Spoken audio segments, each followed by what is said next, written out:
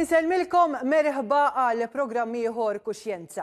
Il-programm tal-lum edha nagħmlu għaliex wara diversi messaġġi li irċivejt fuq Kuxjenza Facebook u anki Instagram illum se nkun qiegħda nitratta s-suġġett tal-bullying u nammira illi persuni li kitbuli waħda minnhom qiegħda wkoll magħna biex tirrakkonta l-esperjenza tagħha. Il-bullying sfortunatament jista' jkissrek.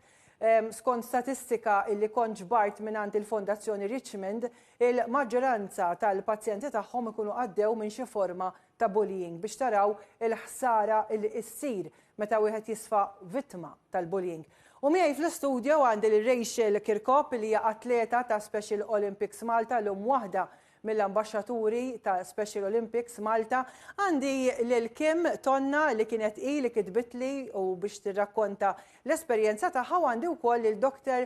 Aaron Zammit Apap illi waqqaf l-NGO Be Brave apposta biex ikun jista' jqajjem ħafna iktar kuxjenza dwar il-bullying. Ħanibda bl-istorja ta' Kim Tonna. Kim, inti batli u apprezzajt ħafna li kellek dak il-kuraġġ li tajli isma' jiena ġejt bullied u nixtieq li ngħid l-esperjenza tiegħi. Inti għatli li għaddejt minn bullying ikra ħafna. Irrakkuntali naqra x'ġara eżatt meta kont fis-sekondarja. Mela, meta kont fis-sekondarja kulħadd ikun eċitat, ovvjament ħajibda is-sekondarja tibda tħossha kbira u ovvjament fl-istess ħin ikollok dik il-biża' li fil-li kont mal-kbar għax kont year 6 u issa ġejt maż-żgħar, ġifieri ġa kelli dik il-biża'. Imma hemm dak iż-żmien kienet daħlet tifla ġdida l-iskola u mill-ewwel bdejna nindunaw li bdiet taqbad ma' kulħadd, ġifieri fil-verità mhux miegħi biss, imma miegħi eskalat ħafna. To a point ġifieri li l-bullying tant kien sar gravi u sfortunatament illum li jien edukatriċi nifhem kemm ma kienx ittakilija sew għax kieku ma kienx jiġri li ġara. Spiċċajt anke lajt xeba kbira barra mill-iskola minn nies ma nafhomx li qabdet dil-persuna.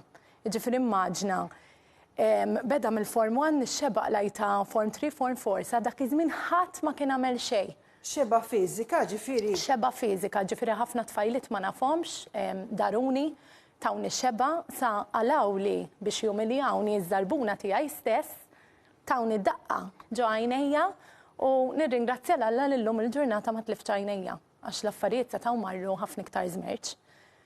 Imma ovvjament nemmen li kieku kienet ittekiljata ħafna kmieni dil-ħaġa u tittieħed bis-serjetà mhux ġast ittekilja ma kienx teskala kif eskalat. Forsi reġi anka tittella anka ritratti ta' meta inti kont żgħira ta' dak iż-żminijiet. Illum qed tirrakkunta b'mod seren, però ma naħsibx li dak iż-żmien kont serena. X'ħassejt Kim dak iż-żmien lajt xeba fiżikament daruk it-tfaj min nafx umiljazzjoni ħassejt. L-umiljazzjoni u anka dak iż-żmien ġabdew ma kienx gravi daqs illum imma ġibdu l-videos ix-xerjaw ir-ritratti. Ġifieri mhux talli kienu kapaċi li jtuni xeba nies ma jafunix talli anka xerjaw ir-ritratti u jifirħu bejniethom bid-demm li żel minn mawwiċċi u daw in-nies jitqu. U tieħdet xi forma ta' azzjoni dak iż-żmien? Le, sfortunatament konna dak iż-żmien tlajna l-qorti ta' tfal ma ħadd ma weħel xejn għax kulħadd taħt l-età. Illum li kbirt nemmen li vera ma sar il-ġustizzja miegħi la mill-iskola li kont nattendi għax għajnuna zero la mis-sistema. Fil-verità, ġifieri ħadd ma weħel xejn taħt l-età, mentri l-mod kif kienet pjanata din il-ħaġa kienet tant kbira, ġifieri orkestrawha din il-ħaġa ma kienx ftehmu fejn ħajiltaqgħu jibgħatu l-xulxin fejn rawni. Taf kif sakemm daruni ħafna nies il-mod kif daruni waħda fuq l-istonku. Illum il-ġurnata ngħid għax użajt il-kelma biex jumiljawk. Jien għalija li llum kbirt għandi 31 sena nirrealizza fil-verità mhux jiena suppost inħossni umiljata ma l-aġir il-mod kif huma ġabu ruhom. U tad-dar kif aġixxew meta rawk ġejt id-dar f'dik is-sitwazzjoni? Tad-dar ovvjament kienu ċemplulhom kont mal-kuġin tiegħi li ġie ma kontx mal-kuġin tiegħi waqt li naqla x-xeba kont qiegħda waħdi sfortunatament dak il-ħin. Imma mbagħad ġie wara u ċemplilhom ġifieri inqala kbir. Il-mama u missieri ovvjament kienu taħt xogħol kbir. U fl-istess ħin ma rrealizzawx għax jiena ta' Form 1 jiena kont vera tifla konfidenti, ġifieri m'iniex that typical child li n-nies jaqbdu magħha. Naħseb min jara dal-programm illum il-ġurnat jgħid possibbli kien ġiet bullied għax jiena bniedma vera assertiva. Imma dik l-esperjenza ġabitni hekk. Undunajt li jina bullied domt biex nammetti, to be honest. Meta bdejt nibża nidħol f'ċertu kmamar li kien ikun hemm dil-persuna, għax ovvjament imbagħad if you can't beat them, join them, kulħadd beda jagħmel bħala. U dak iż-żmien kienu jaqbdu miegħi ġifieri għax għandi kundizzjoni tal-ġilda, għandi dry skin jiena, psoriasis, u dak iż-żmien kont from head to toe, jitqu bija, kulħadd irid jara dis-psoriasis, l-iskola ma kienet għamlet xejn, biss kienet ħallini nilbes l-uniformi li jkomda lija biex ma nħokkx. Dak iż-żmien kien ikollna bil-forsi nilbsu t-tajt, eżempju, u t-tajt ma kienx jgħinni, għax ovvjament jaħilli mal-ġilda anke xejn inneħħieħ, ma anke ħalluni nilbes uniformi li jinkomda. Bija qasek, ġifieri, eżempju ieħor li ninduna kemm fil-verità kont skomda li konna nirċievu positive reports u jekk ta' atleta tieħu ċertifikat. Jiena kelli ma' 17-il waħda u laqqas qatt ma tajthom il-ħadd biex ma jgħidulix quddiem it-tfal l-oħra ħalli ma nħossnix jisni ħajaqbdu miegħi kulħadd, kont naħbihom insomma kollha jiena. Fatti dil-ħaġa affettwatni not just emotionally, anke academically meta kont is-sekondarja filli kont waħda mill-aqwa studenti u filli nżilt. U mbagħad sixth form għax ħriġt minn dak l-ambjent terġajt lajt. Taf kif? Kemm istorja nara lil Dr. Aronza mitapa petiħoss anka Rachel vera storja ta' swit il-qalb illi sfortunatament meta qed naraw l-aħbarijiet għadhom jiġru u b'mod ġifri l-vjolenza għadha isseħħ u hija vera kera din ara xuġieħ din u x'effett enormi. Meta tisma' din l-istorja, inti tajt naħseb kemm hemm bżonn iktar allura inti il-fonda din-laqda għalhekk għamilta, għalhekk waqqafta. U propju għalhekk jaqbdek ċertu diqa tisma' dan il-każ, però iktar ukoll għax nafu li dan mhux każ iżolat, forsi mhux eżatt bħal fil-każ ta' Kim, però nafu li l-bullying, każijiet ta' bullying għaddejjin il-ħin kollu kuljum f'kull ambjent sfortunatament. Għalhekk twaqqafna aħna il-lan tagħna huwa niġġieldu l-bullying għaliex jaffettwa ħajtek b'mod ġifieri minn diversi lat. Inti semmejt mill-lat akademiku għalkemm kellek. Mentalment u jiena kienu jtuni ġifieri ħafna panic attacks dak iż-żmien. U llum il-ġurnat nixtieq li ħadd ieħor jagħmel kuraġġ jismek għax qisu dak iż-żmien toqgħodx tgħidha li jekk tiġrilek hekk jew qisha xi ħaġa tal-mistħija. Llum il-ġurnata bħala edukatriċi nara l-importanza li t-teachers ukoll ikunu trenjati fuq dan l-aspett għax mentally l-uġieħ fiżiku jgħaddi. Imma mentalment hija esperjenza li fil-verità teqpa' ġorra miegħek. Anke pereżempju t-tifel issa ħajbda sekondarja. Ngħid marelli alla ħares jgħaddi minn xiex għaddejt jiena. Aron, u intom tmorru fl-iskejjel propju biex tqajmu kuxjenza fuq il-bullying, forsi minnu bullying mu rifittex lajnuna. Ekku, propju fil-missjoni tagħna qegħdin hemmhekk ukoll għal min jagħmel il-bullying. Aħna nsejħula riforma ta' min għandu mġiba ta' bullying għaliex. Ħafna drabi tajjeb li aħna l-koll nistaqsu l-mistoqsija lilna nfusna. L-imġiba tagħna jista' jkun li f'ċertu stanzi aħna ġibna ruħna ta' bullies ukoll għaliex qed ngħid hekk. L-hawnhekk ħafna drabi min jagħmel il-bullying kien bata l-bullying stess. Għaliex għandek dak iċ-ċiklu vizzjuż fortunatament illi inti għaddejt minn dik it-tbatija forsi ma għaddejtux inti direttament imma rajtu d-dar.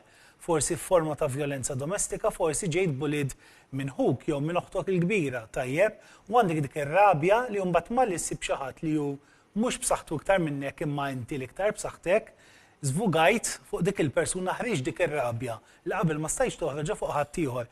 Infatti laqqas tant nużaw it-termini bully u vittma. Għaliex kultant hawn ħafna nies li f'ċirkostanzi differenti jkollhom it-tnejn. Allura għalhekk inħobb nistieden li dak li jkun hija naħsbu ftit fuq l-imġiba tagħna. Forsi daħlet dik il-persuna ġdida x-xogħol.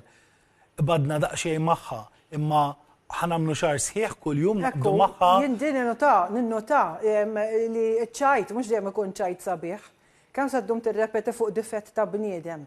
U inti ma taf il-bniedem minn xi qed jgħaddi għaliex għandek titħaq bil-persuna. Speċjalment jekk qed tinduna dik il-persuna mhux qed tapprezza ċajta. Għax mbagħad ikollok min jgħidlek imma dajjeħu għalih mix-xejn, din ma tistax tkellimha. Il-mod kif nirraġunaw aħna huwa vera hawn min jieħu għalih mix-xejn u vera hawn min għandu oxra iktar b'saħħitha tajjeb, ma jimpurtax aħna kollha nies kollha differenti. Però x'inhu l-iskop li tiċċajta ma' xi ħadd Jekk taf li inti mhux ħajtħaq miegħek imma Inti tweġġa. tiċċajta biex tferraħ mhux biex tweġġa. Għandi Rachel jien nammirak ħafna. Inti wkoll illum persuna b'saħħtek, illum inti waħda mill-ambaxxaturi ta' Special Olympics Malta, atleta, imma tmexxi l-kelma mhux Malta biss imma barra, imma Rachel meta kont iżgħar, min xi għaddejt? Meta kont iżgħar kont għaddejt minn bullying. Dak iż-żmien għaw kelli l-awtiżmu għaw meta kont żgħira niftakar li dejt nara kulħadd qed ikun included u jiena ġieli niġi nintażel l-aħħar jew ġieli ma jkellmunix jew ġieli u jien dik il-ħin bdejt nistaqsi li nnifsi ngħid kif kulħadd qed jitratta, kif ħadd ma jrid ikellimni, għala kulħadd jiswa qed jevitani. U nibda nistaqsi li nnifsi ngħid ma jien għamilt xi ħaġa ħażina u naf li ma għamilt xi ħażina. U ma żmien imbagħad realizzajt li ħassejt li għax għandi l-awtiżmu bdejt inħissni differenti. Dik il-ħin skoprejt li anke eżempju jekk ħajoħdu grupp foto jgħidu li tista' toħseb il-basktijiet tagħna għal aħna noħdu. U lilek ma jaħdulek xi ritratt. Eżatt. Ġifieri u dik kont niftakarha u dik il-ħin ma kienx naf għal xiex. Issa jisni man xin kint matura bdejt nirrealizza xiex u f'dak il-ħin bdejt inħossni excluded. Dak il-ħin qed dak iż-żmien kollha li kint minn għalija li ħbieb kint excluded u dak il-ħin qed tweġġajt. Emozjonalment kint imweġġa. Mbagħad ovvjament ħajti inbidlet iltqajt ma' Special Olympics, tawni opportunitajiet li nikkompeti, tawni opportunitajiet li nkun iktar indipendenti, tawni konfidenza u l-iżjed importanti li tawni l-opportunità li nkun aċċettata minn jiena.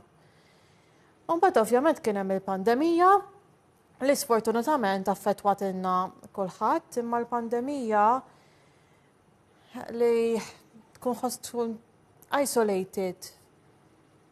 U mbagħad jisek jibda jitlulek dawk id-dubjijiet, ħsibijiet, imma tgħid imma għala jiena differenti, għaliex jiena twelid differenti, imma kif dejjem jiena xi ħaġa jinqalali tifhimni hawn.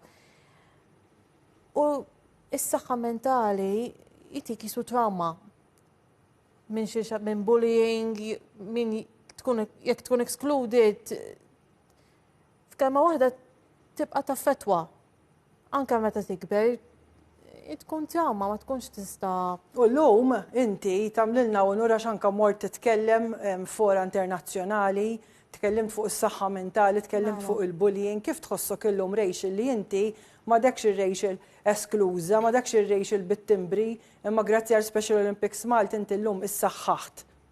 Jiena meta tħadd fil-Special Olympics ħajti nbidlet u vera proud ħafna issa li qed ngħin li noħorġu l-awarenesses li anke li qegħdin ngħidu fuq is-saħħa mentali u kemm hu importanti li l-awarenesses li mhux just fl-iskejjel u f'postijiet ta' xogħol ma li jkun hawn inclusion, li jkun hawn awarenesses u li qegħdin noħorġu l-vuċijiet tagħna għal dawk li m'għandhomx vuċi. Ġifieri dik vera proud ħafna li jien qed nuża l-vuċi tiegħi biex għal dawk li għaddejjin u li m'għandhomx il-vuċi qegħdin ngħinuhom biex huma jinstemaw ukoll. Rachel, vera kburija bik ukoll meta titkellem nieqapak kwieta nisimak, għas inkun nista' nintervjeni għax veru brava u grazzi li qed taqsam da kollu magħna. Kim, illum inti LSE, edukatriċi, kemm inti sensittiva jekk tara tilmaħ bullying waqt li tkun ix-xogħol fil-iskola? Kif għaddi l-esperjenza niqpan ġorra miegħi u għalija l-bullying, pereżempju għalija li naħdem ġo skola li tant il-bullying tittekiljaħ kif għandha tittekiljaħ diġà xi ħaġa kbira lija. Jien xi nara każ ta' bullying anke jekk ftit nara li nitkellem. Ovvjament jiena nkun ħdimt fis-sekondarja, ħdimt fil-primarja, fis-sekondarja iktar jihrax nemmen mela n-knowledge ta' tfal iktar jiżdied imma flok jużawh biex jgħinu l-ħaddieħor ġieli jużaw il-knowledge tagħhom biex ikissru l-ħaddieħor. X'ħin nara mqarliċken tip ta' bullying immur inkellem lil min qed jagħmel il-bullying. U ovvjament dejjem nedress jalta fuqi, dejjem nittekili għawa bħala tim, ovvjament, immeħe hija xi ħaġa li infatti ġili jiġu ġenituri jgħidu li miski mimnalla tkellimt. U ġili ġew studenti ġew jiftħu qalbhom miegħek li ġew bulied. Ħafna, u jiena dejjem naqsam, ovvjament mal-istudenti jrid ikun hemm il-boundaries, imma dejjem naqsam għad l-esperjenza għax pereżempju ġili naħseb kif għatlek jekk xi ħadd jgħid kemm ġiet bulied illum il-ġurnata tant jien bnidma assertiva li qas tista' timmaġna li ġejt bulied imma that took a journey. Il-kim li llum mhux il-kim li kienet qabel. Ekku. Aron, il-bullying mhux biss fl-iskejjel, il-bullying isir fossijiet tax-xogħol, isir kullimkien fiħdan il-familji, fiħdan il-bih il-ħbieb.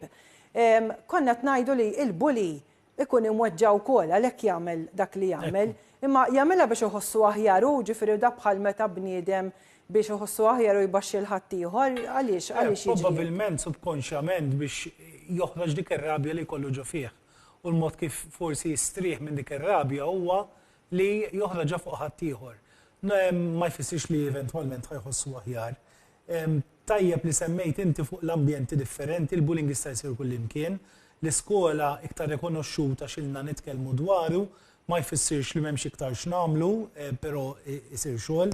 Ġibt miegħi jiena studju li għamilna fl-2023 dwar bullying fuq il-post tax-xogħol, nibqa' nsemmiha huwa l-ewwel wieħed tax-xorta tiegħu fejn tħallna daqshekk f'dettall f'Malta, ġifieri ħadna ritratt tas-sitwazzjoni f'Malta, figuri ftit ċokkanti ġifieri meta tisma' li 40% tal-ħaddiema f'Malta jgħidulek li qegħdin jiġu bullied m'hemmx aħbarijiet sbieħ, meta jgħidlek 9% minn dawk li qed jiġu bullied li għamlu attentati biex iweġġgħu lilhom infushom jew kellhom ħsibijiet ta' suwiċidju, self-harm, għamlu self-harm, attentati.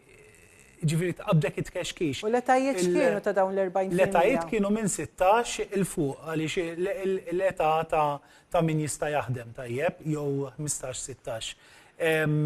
Diversi figuri oħrajn, pereżempju, illi 88% li jiġu bullied jgħidu li jiġu bullied quddiem ħadd ieħor li dik itik ħafna x'taħseb. Jiġifieri aħna għandna kultura ta' bullying fil-kultura, fil-komunità tagħna. Għaliex meta taħseb li dak li jkun jagħmel il-bullying u jagħmilha quddiem ħadd ieħor mingħajr ma jiddejjaq xejn, jiġifieri hawn ċertu kultura ta' impunità fuq il-bullying li jien ħanagħmilha ma ħajġrili xejn.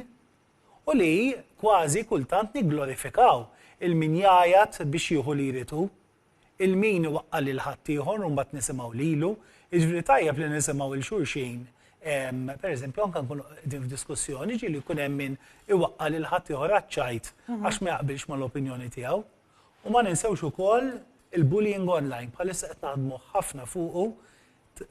Lejl aħħar tas-sena l-oħra ħarġet riċerka l-Uffiċċju tal-Kummissarju tat-Tfal fejn il-fuq minn 50% ta' tfal bejn 7 u 15-il sena, issa 7 qegħdin ngħidu mhux suppost daw qegħdin fuq media soċjali pereżempju, għax suppost illum qiegħda minn 13-il sena.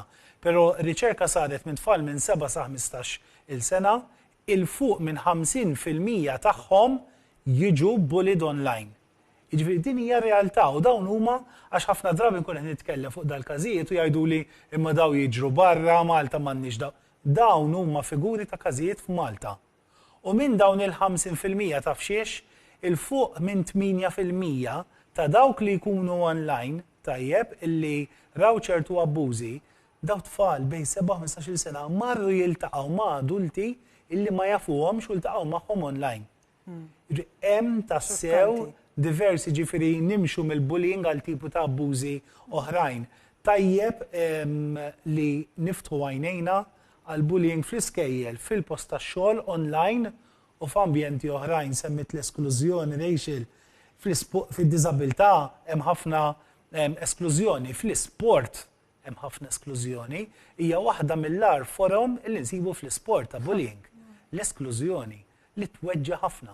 Ekku. Kemm kieku llum qed jarak xi ħadd u li bħalissa għaddej minn din il-pjaga, minn dan l-uġieħ kollu tal-bullying, għaddej issa u ma sabx għajnuna, inti x'messaġġ twassallu?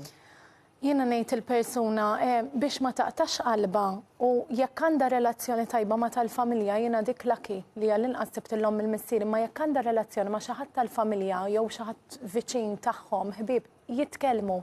anka l-iskola morru tkellmu u għamlu meetings u hekk mhux ġast xi kultant li ġast tibgħat note it-teacher eżempju mhux biżżejjed, imma jagħmlu kuraġġ.